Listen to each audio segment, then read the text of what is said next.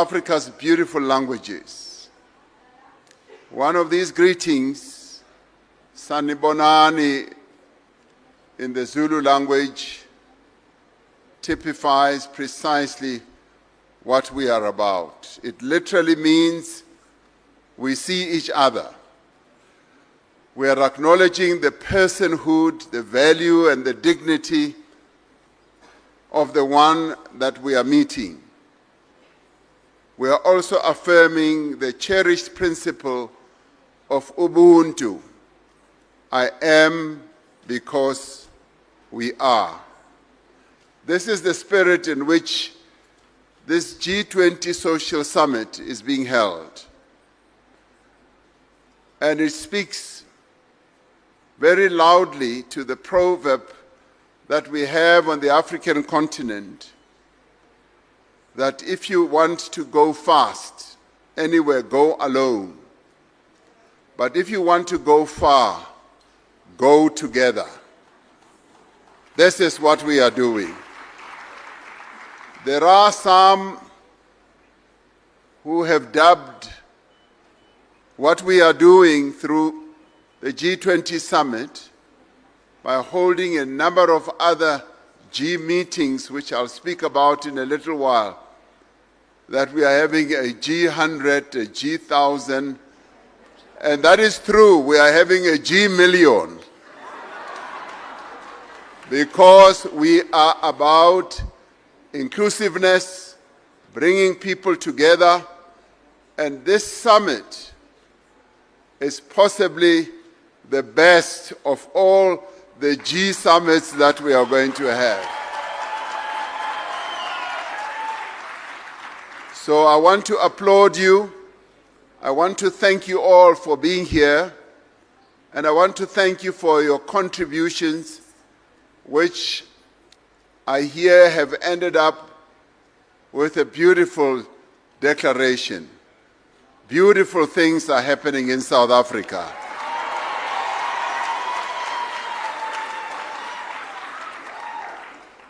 "70 years ago, in 1955, two seminal events took place that would be pivotal in defining human relations in our own country and across the world.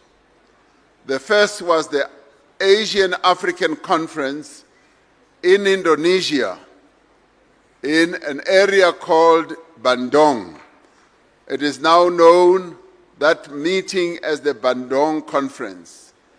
At the time, a wave of independence was reshaping Africa and Asia.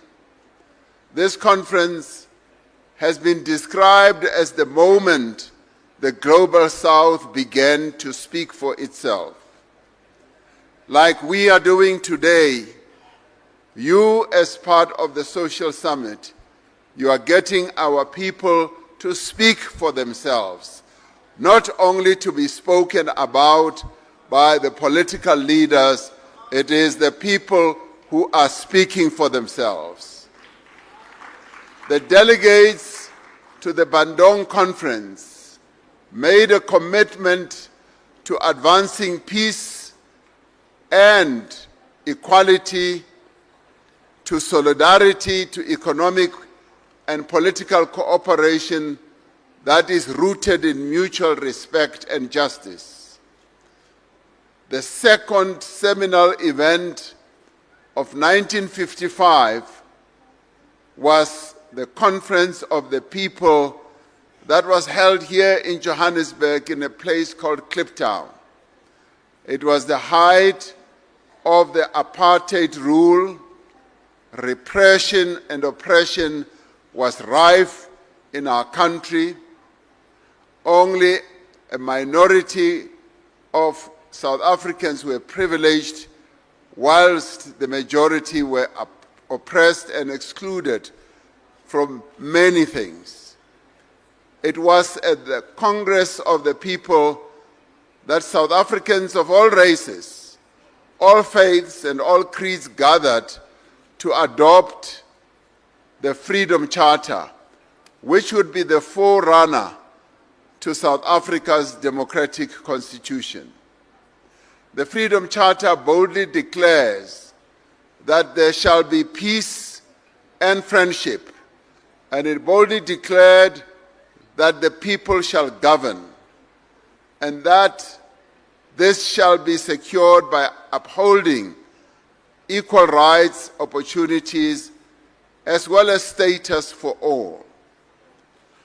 History, too, will record this year as a milestone for global cooperation.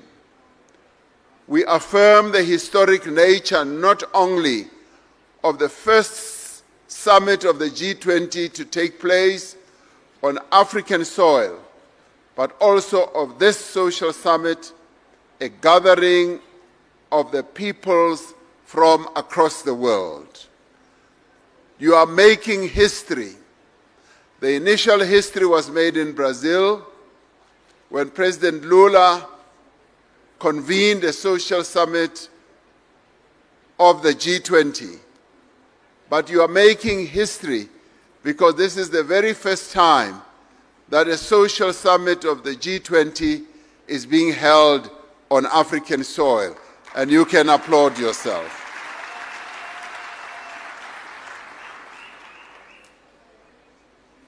Your summit is taking place at a time of great uncertainty around the world.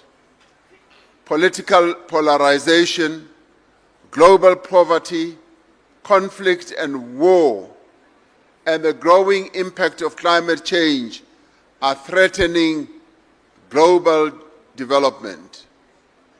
Inequality in wealth distribution, imbalances in international development finance, and in disparities in access to financial resources are holding back our ability to meet the aspirations of the 2030 Agenda for Sustainable Development.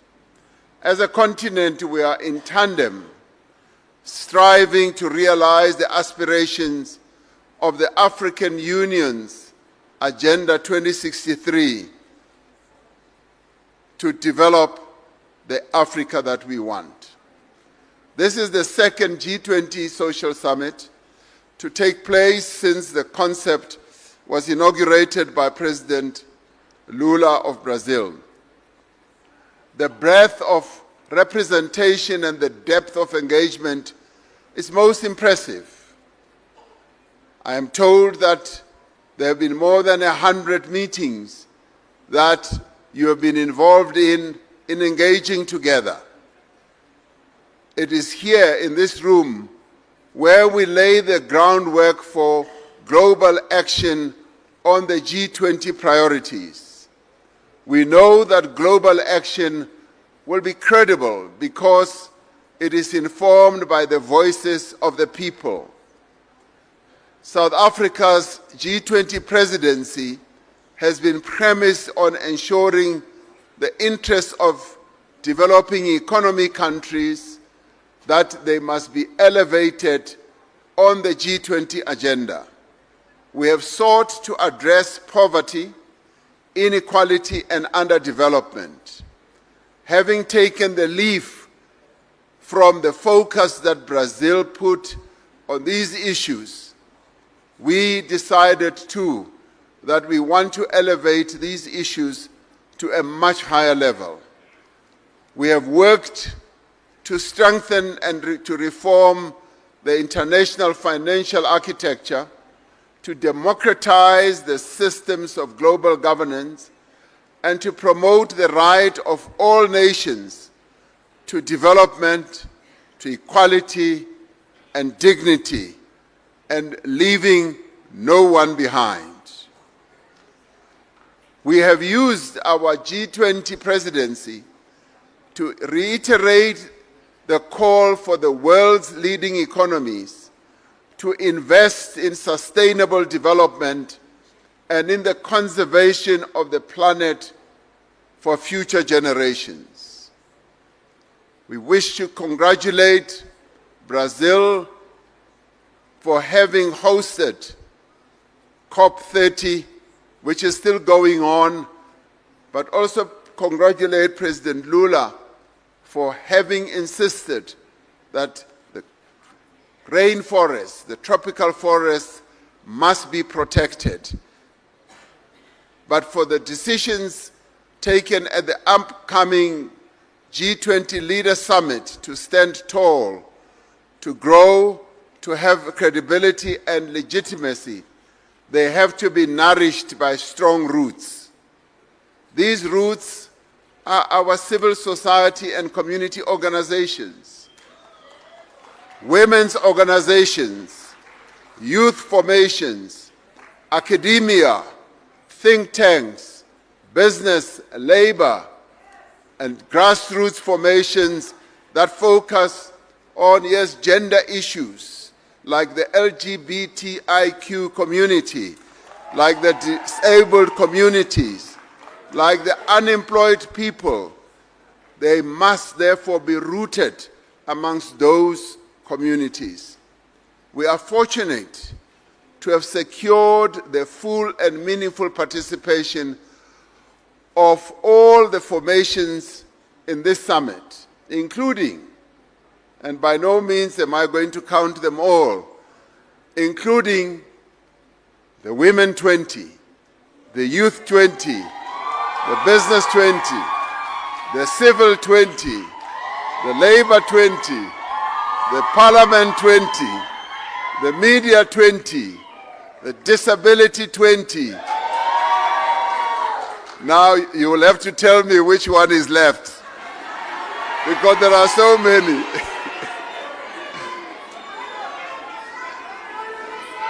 Yes, U20 as well. So there has been a broad and far-reaching consultation over the last year. Now all these 20s have come together, and this is what strengthens your summit, because we should not only focus on the Leaders' Summit, which will be starting day after tomorrow. We should be focusing on the people. And let me say that, when the Leaders' Summit meets, they meet like in a boardroom. Now your setting here is much more beautiful. So you are better than the Leaders' Summit that I am going to be chairing. So you can congratulate yourselves. There have been dialogues on issues as diverse as digital inclusion, equitable transformation, and climate justice.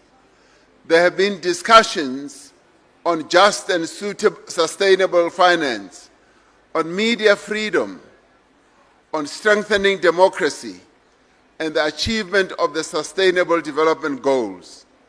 Delegates to this summit have recognized the need to build resilience and inclusive value chains to protect vulnerable countries from increased volatility, particularly in global trade.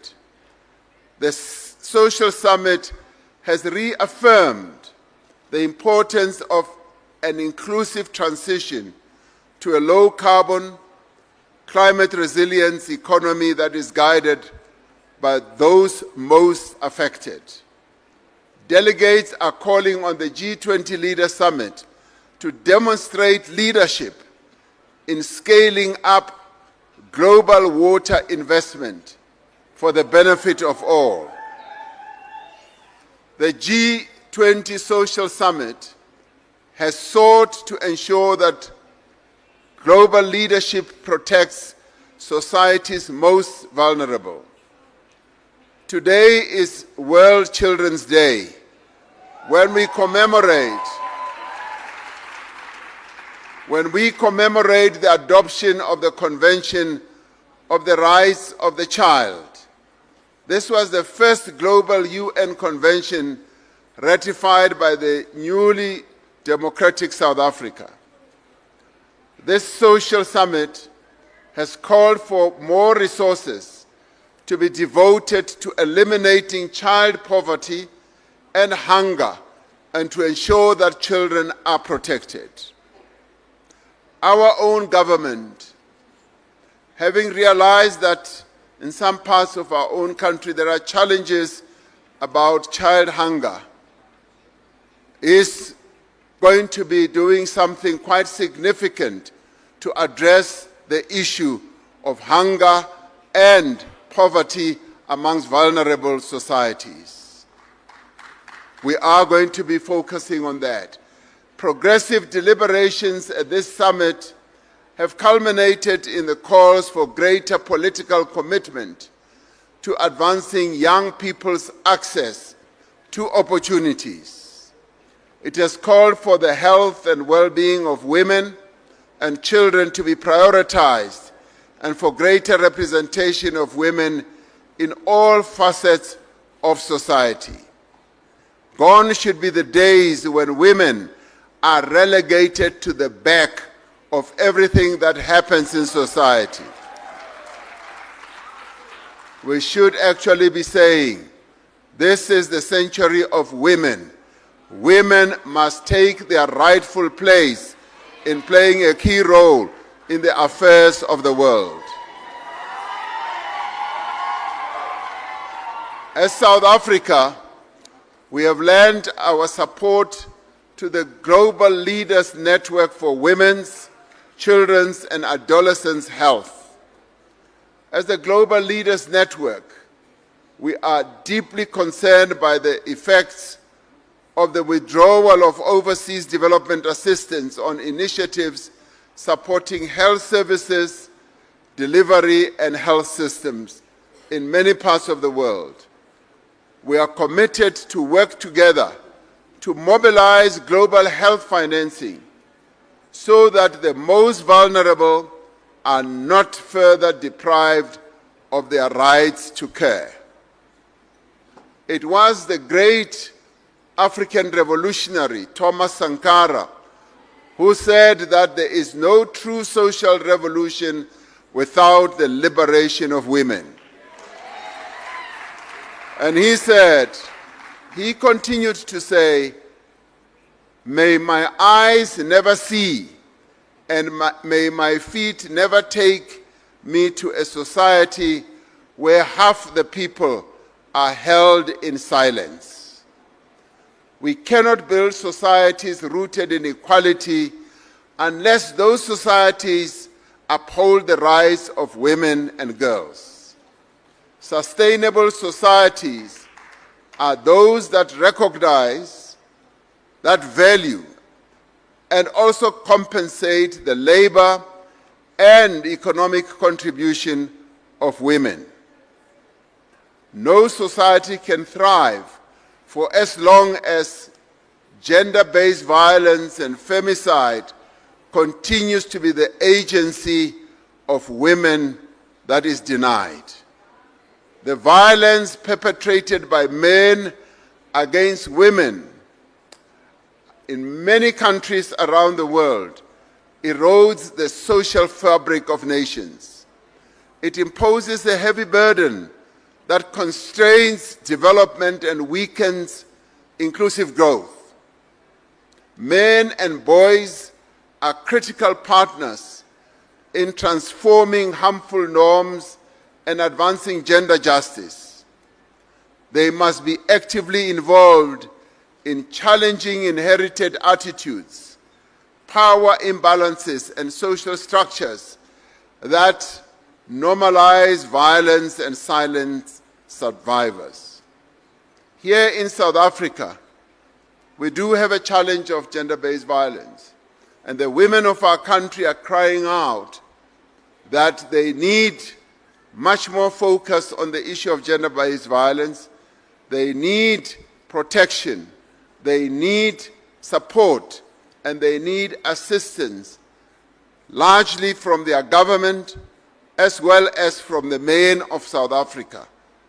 And it is for this reason that we've said, we, in recognizing the plight of our women, we are now going to classify gender-based violence and femicide as a crisis that needs to be addressed. We have agreed among all social partners that we need to take extraordinary and concerted action using every means at our disposal to end this crisis. The collective perspectives that have been expressed at this summit on all the issues and more will enable governments and decision makers to better understand people's practical lived experiences. They will be able to better understand what works and what doesn't work, and to better understand what must change. Collectively, the members of the G20 represent 85% of global GDP, 75% of global trade, and 2/3 of the global population. For the G20 to fully live up to its mission of promoting international financial stability and deepening economic cooperation, there should be no unwritten rules about those who feast and those who must be settled for scraps. It cannot be that a country's geographical location or income level or army determines who has a voice and who is spoken down to. And it basically means that there should be no bullying of one nation by another nation. We are all equal.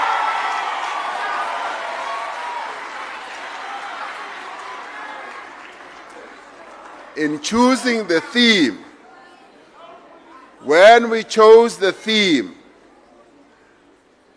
that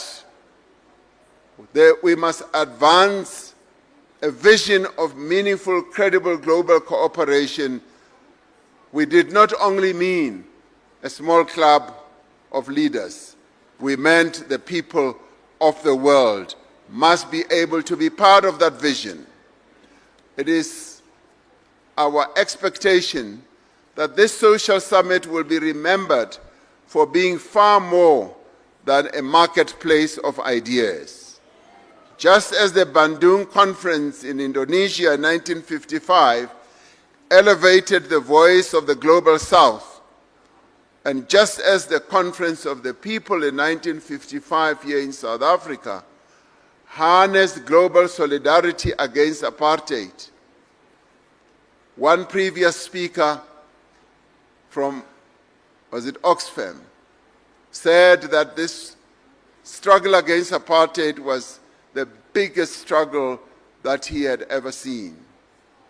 Now, this summit must be remembered for having given practical meaning to what global solidarity is all about. And thank you to you all who have been part of making this summit a success. We commend the delegates from various civil society organizations that are present here for the shaping of the agenda and direction of G20 Social.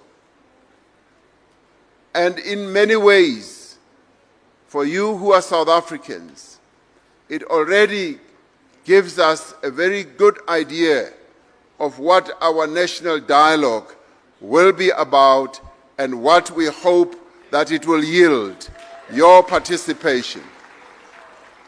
These efforts will foster ongoing cooperation between governments and civil society in advancing sustainable global development.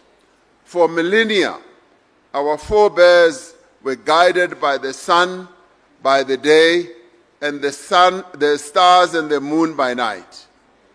They relied on nature to show them the way as they traversed the ancient trading routes of Timbuktu, as they navigated the mighty Congo River and the mighty Nile River, as they made their ways across the vast expanses of the Kalahari and the Sahara Desert, Today we are counting on this social summit to guide the G20. We are relying on this social summit to be the reliable, trustworthy compass that ensures the G20 agenda takes the needs and the aspirations of all the countries and all the peoples of the world into account. As you heard, we also initiated the drafting of a report on inequality. We got a Nobel laureate, Professor Joseph Stiglitz, to work with other experts to draft for the G20 and indeed for the world, for the very first time, a real composite report on inequality. And we hope that the focus on inequality will now be taken to another level. And we hope that we will be able to set up a global inequality panel that will operate at the same level as the COP20s and the COP30s that focus on climate change. Inequality deserves more, if not as equal as what we are treating climate change as. It is our collective wish that this G20 social will guide us along the path of solidarity, of equality and sustainability, no matter the headwinds, no matter the geopolitical shifts, no matter the challenges. We will keep our eyes fixed on the horizon of progress and shared prosperity. We will set a new course for the world, and in many ways the declaration that you are about to present to me today is a declaration that will set a new course for the world, and we will create a new future for the people of the world as it is implemented. And with those words, I thank you and I applaud you and I commend